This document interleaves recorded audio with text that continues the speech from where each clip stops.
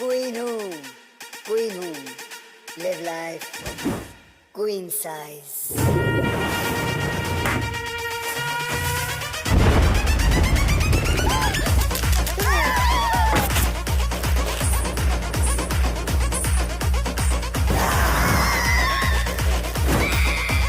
मैं यहाँ बहुत जरूरी काम करने आई हूँ।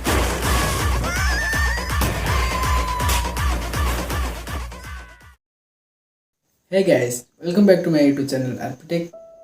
और मेरे इस चैनल में आपको बहुत बहुत स्वागत है।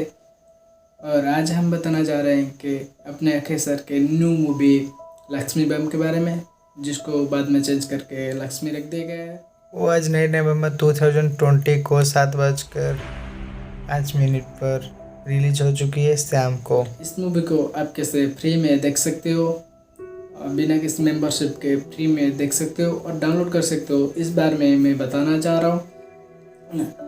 और चैनल में नए हैं तो चैनल को सब्सक्राइब